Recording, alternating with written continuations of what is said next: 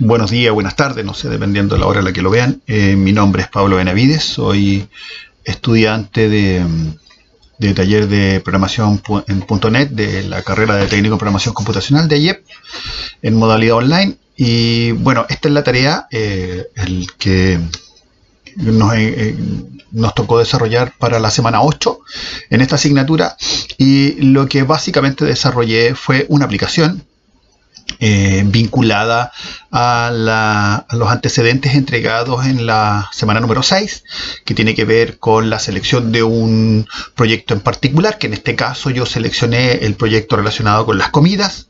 En ese proyecto se crean dos bases de datos, que son la que tiene que ver propiamente con la comida, que tienen que ver con la estructura de platos, los ingredientes que van asociados y el almacén relacionado con los ingredientes, y otra base de datos que tiene que ver con los trabajadores de un posible restaurante, cocinería, no sé, que maneja precisamente esos platos. En esos restaurantes tienen que haber cocineros y tienen que haber pinches, le llaman ellos, que son en realidad los meseros. Así se le denominó en el proyecto. Bueno, eso es como para darle el contexto. La aplicación yo la desarrollé en Windows Form, el lenguaje C#. Consta de 3 formularios básicamente. Son el formulario inicial, que es el formulario de presentación, que es el que se ve en pantalla a propósito en el área de trabajo de Visual Studio, que es la herramienta con la que desarrollé la aplicación, y otras dos que tienen que ver con, primero, la estructura, una pantalla, un formulario que se destina a la captura de los platos, para poblar esa base de datos y acceder a esa base de datos. Para eso me extendí un poco más allá de lo que pide la tarea, porque me logré conectar a través de un data source. Me conecté a la base de datos, que por lo demás la alojé en un servidor remoto, un computador que instalé en otro lado, que lo tengo precisamente destinado a ese tipo de trabajo, que es como un servidor que permite almacenar las bases de datos de cada una de las tareas que se van encomendando en las asignaturas de la carrera. Logré conectarme, no hubo ningún problema. Eso lo descargué a un Data Grid View en uno de los mismos formularios. Pero eso lo vamos a ver en la medida en que vaya mostrando cómo funciona mi aplicación. Estos son los formularios que yo diseñé. Son 3, ya lo había dicho antes. Y acá está la programación de cada uno de ellos, de cada formulario, cómo manipulo los atributos de los controles, y finalmente cómo controlo también las excepciones, que es lo importante en estos casos, que cuando uno captura datos no ocurran errores al momento en que el usuario ingresa datos que no son los esperables, no son los que uno espera.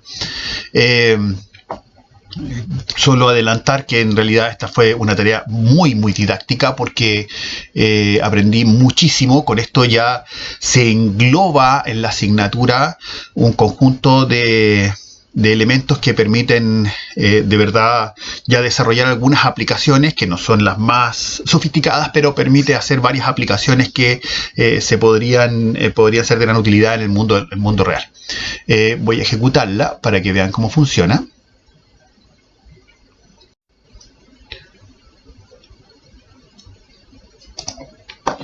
Ejecutamos la aplicación. Ahí la tenemos. Vamos a minimizar el fondo, el Visual Studio, para que se vea bien. Aquí está la pantalla principal. Consta de un picture box en la partida, además de un label donde indico antecedentes de la aplicación, de qué se trata. Tiene unos menús que son estos que se llaman menú strip, los menús strip. Si se fijan, hay solamente 2. El tercero es para salir de la aplicación, y en ambos se despliegan diferentes opciones.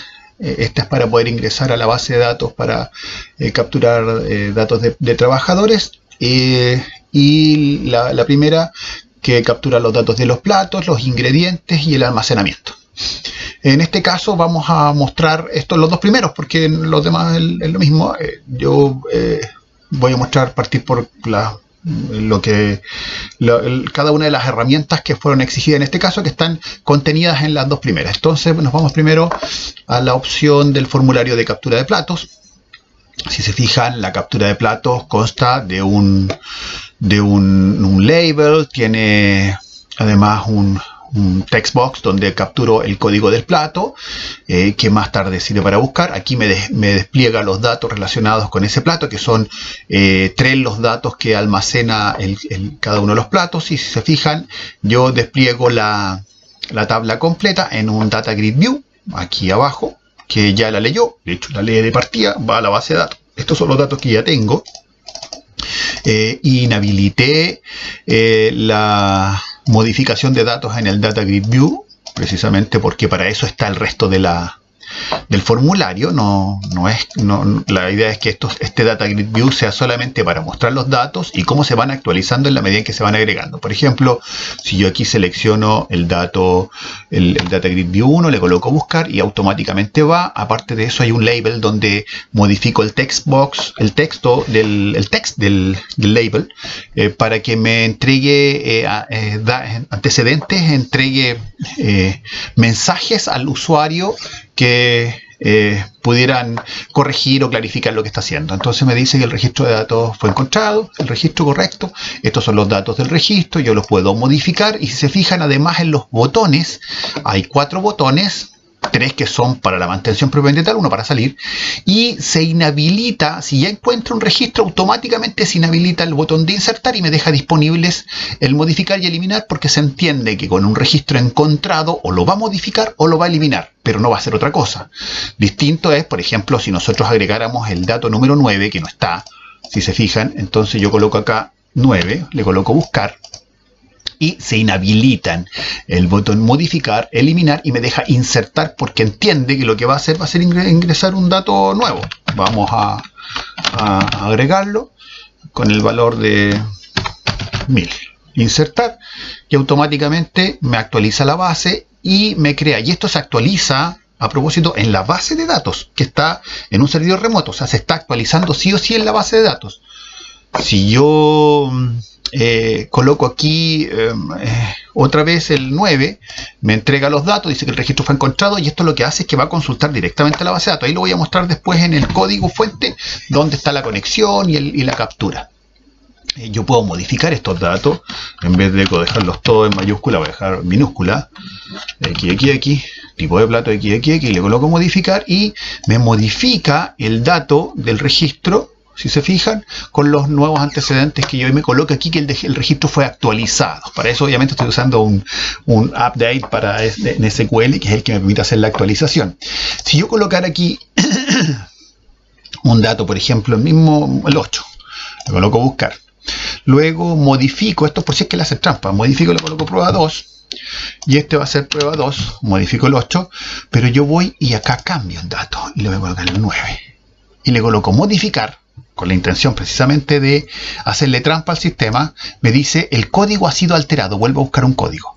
Y eso es porque lo tengo internamente, la captura de que el usuario no cometa el error, o si comete error, de hacer modificaciones que no están autorizadas. Le debo colocar buscar de nuevo, y me va a buscar el verdadero contenido del registro número 9. Eso como primera cosa. Además, si yo le coloco 0, me dice el código debe ser un entero mayor que 0. Si yo le coloco letras, cualquier cosa, buscar, también me dice el código debe ser un entero mayor que 0. Debe ser un entero, o sea, lo identifica que no es un código válido. Buscar, código debe ser entero mayor que 0, y limpia cada uno de los campos. Son una serie de detalles que hubo que considerar para poder tener capturados todas los posibles errores de captura que pudiera tener un usuario, bueno, un usuario cualquiera que pudiera estar ingresando datos. Entonces, si se fijan, traté de ser lo más práctico posible. Si yo coloco aquí el dato número 9, que el que ingresé, le coloco eliminar, registro actualizado, y voy a ver, y ya no está el código 9. Yo le coloco buscar de nuevo, me dice que es un registro nuevo. Entonces, si se fijan, y va alterando la habilitación de los botones dependiendo de cuál sea la necesidad que se vaya a usar y dando un mensaje permanente en el campo destinado a los mensajes de usuario. Este es un campo destinado a los mensajes de usuario. ¿Ya? El botón salir, por supuesto, y puede salir uno con la pestaña, con la X, pero yo coloqué un botón para que la gente, para que se acostumbren a que los formularios se cierren como corresponde, en el lugar donde corresponde. Si se fijan, está todo lo más protegido posible para que no caiga el funcionamiento del sistema. Eso es con respecto a la captura de platos. Si se fijan, aquí tengo textbox, tengo label, tengo botones, botón, tengo data grid view conectado a la base de datos, tengo botones de inserción, modificación, eliminación, tengo la salida, y estos formularios son del tipo MDI. Yo ya los dejé programados de esa manera. El segundo formulario que les voy a mostrar es el de ingredientes. Muy bien, este formulario de ingredientes tiene varias particularidades. En la tarea, una de las tareas que nos solicitaron, uno de los requerimientos, era que utilizáramos array, array list, keyword, sorted list o stack. Y yo de eso seleccionáramos 3 y al menos 3 los pudiéramos mostrar. Bueno, yo quise, para efectos didácticos, ya no tiene que ver con lo práctico del sistema, porque este formulario no se conecta con la base de datos. Quise hacer 3, que era array, array list y sorted list, que son como los que pudieran entregar las herramientas suficientes como para hacer 3 tipos de almacenamiento de datos. Esta vez son en almacenamientos internos, en array internos de la misma aplicación. Si se fijan, en este formulario hay, aparte del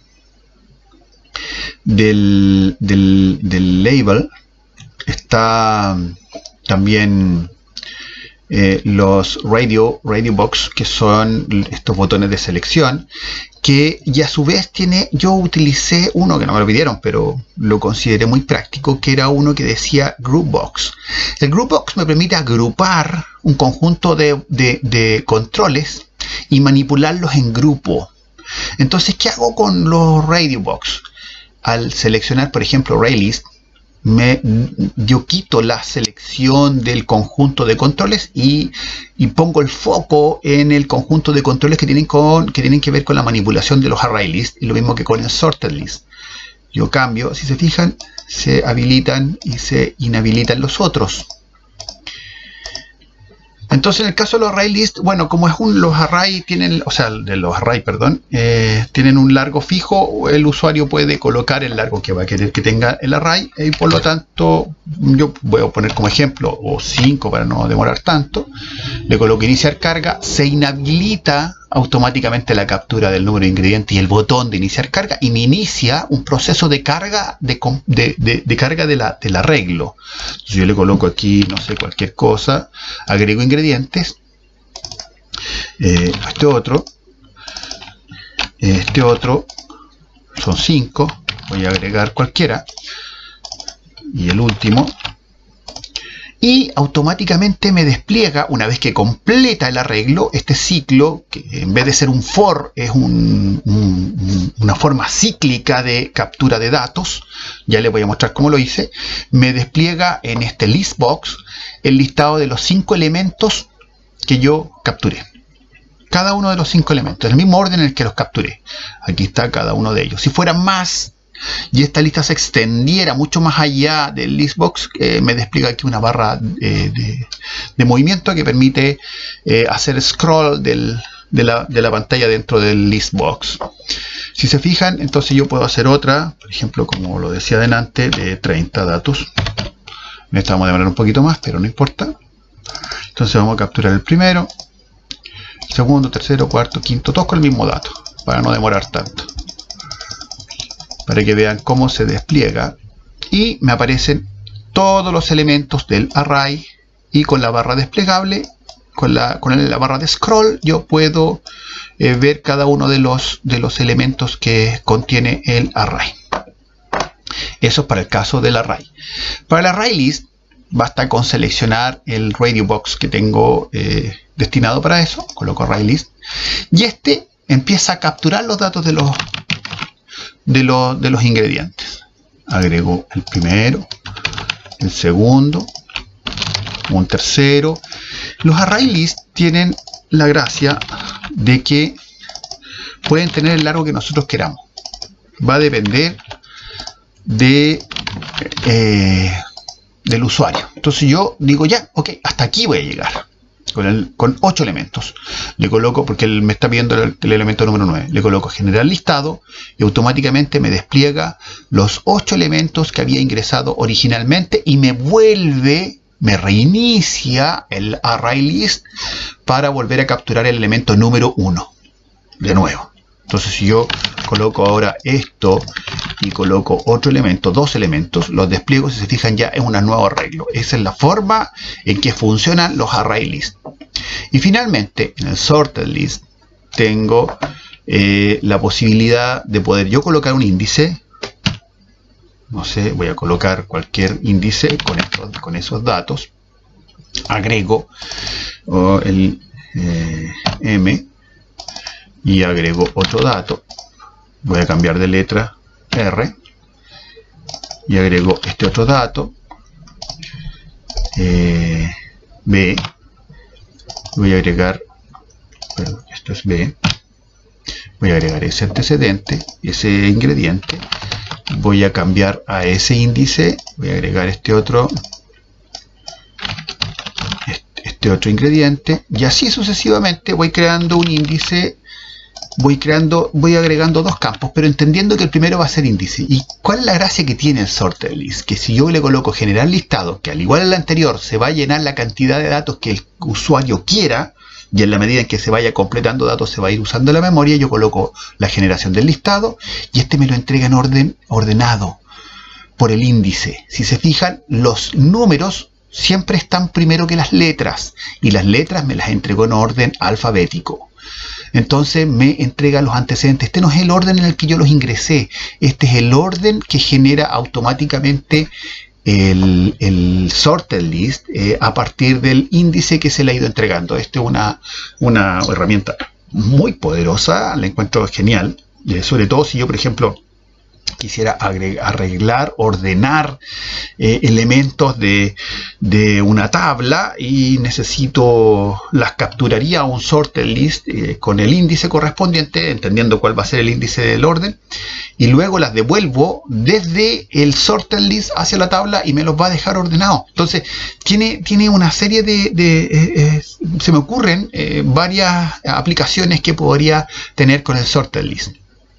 Este formulario también tiene un botón salir y aquí también se consideraron varios datos, como varias cosas, como por ejemplo en el array el número de ingredientes no pueden ser letras, el número de ingredientes debe ser un numérico. Si se fijan, aparece el mensaje. Acá arriba tengo una zona de mensajes para el usuario. Número de ingredientes debe ser numérico.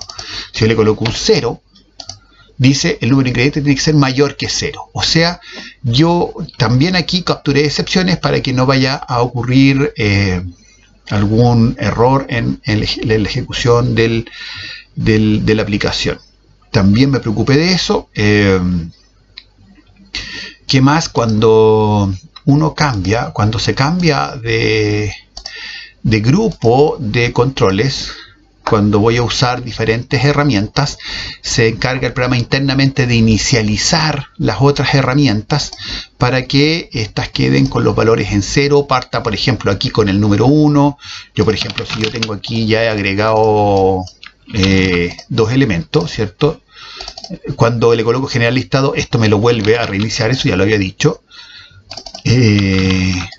Pero si yo aquí me cambio, ¡pip!, y volvemos otra vez al 1, pero no me borra el campo. Eso lo hice a propósito, para que no me borre el campo, porque pudiera querer ingresar de nuevo el último dato, o quisiera saber cuál fue el último dato que ingresé. Eso lo hice a propósito de que conserve el valor del texto, del text, en el atributo text del campo del text box que está a cargo de la captura de esto. Muy bien, para salir también agregué el botón salir, independiente que se pueda sacar, se pueda cerrar desde la cruz. Desde la X yo puedo salir con el botón. Muy bien, y también tengo una salida como corresponde, un botón especial para el usuario desde el formulario principal. Y ahí volvemos entonces a la programación de la aplicación. Como dije inicialmente, consta de 3 formularios. A propósito de los nombres, los formularios no los cambié, pero fue a propósito porque era bastante cómodo manipularlos de esta manera. Para este caso, entendiendo que en una aplicación real igual a lo mejor le pondría un nombre por un tema de imagen, pero en este momento manejarlos con número era como bastante cómodo en la programación. Por eso los dejé así, pero si se fijan, en cada uno de los formularios están cada uno de los controles que ya mostré en la ejecución. Aquí tenemos el formulario 1, que es bastante simple en todo caso. El formulario 1 obviamente que tiene solamente la confección del menu strip, que es el tipo de menú desplegable, qué sé yo, que es el que aparece aquí, cómo se construye cada una de las opciones a dónde conducen, que son los llamados de los formularios. El formulario 2 es como el más interesante. Si se fijan, aquí está la conexión a la base de datos con una IP fija, qué sé yo, un usuario y una clave.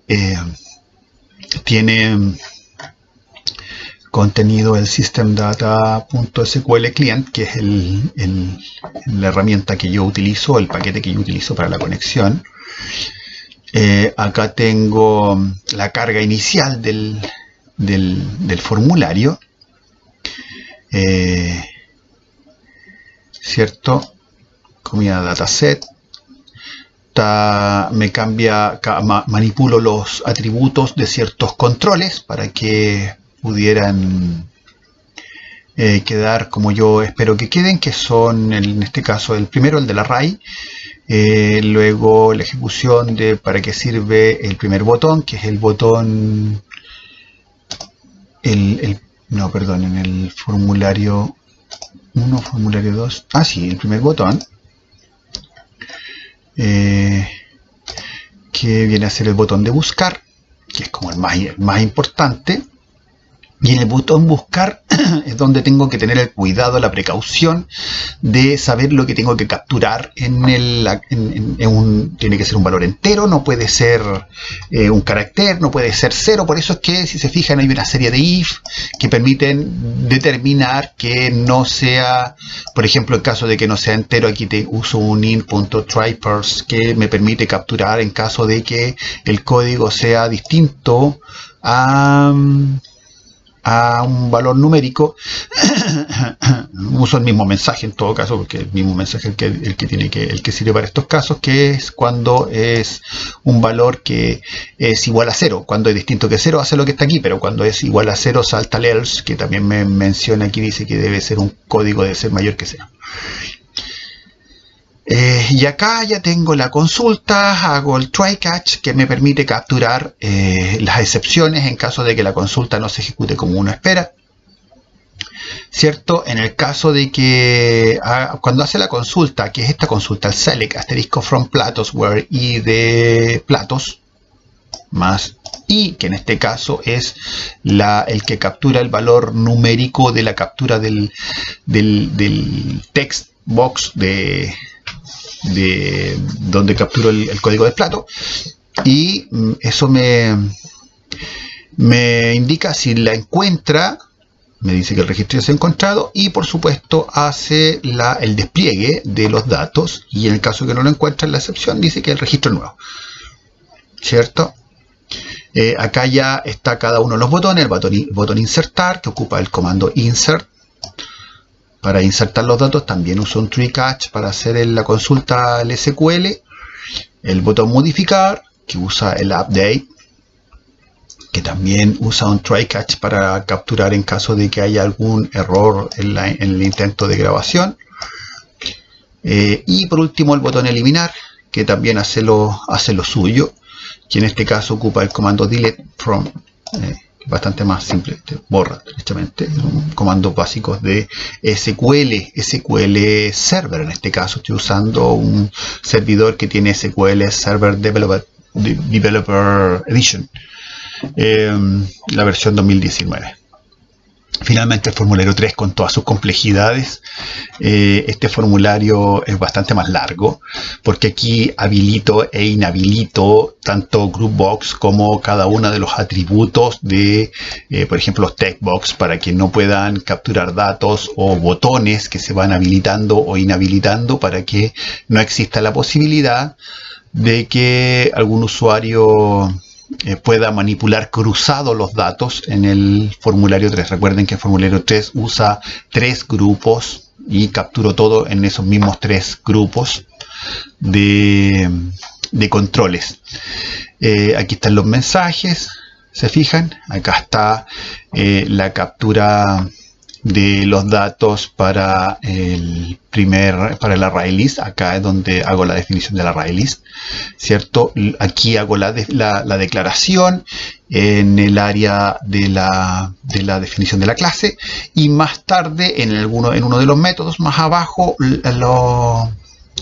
hago la inicialización del arreglo. ¿Se fijan? ing, que es de ingredientes, es igual a newString de ahí.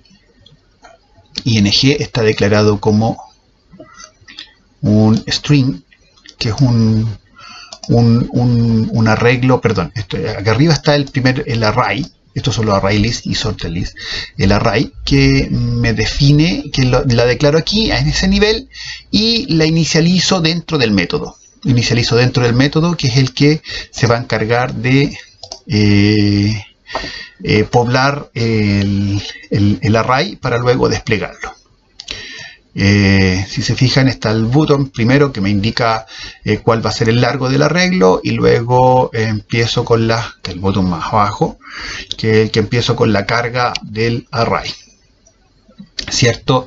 Finalmente, cuando ya termina de capturar los datos en el array, lo que hace es que los despliega, que en este caso aquí está la captura. Este es el que les decía yo, que esta es la forma en que yo lo fui haciendo.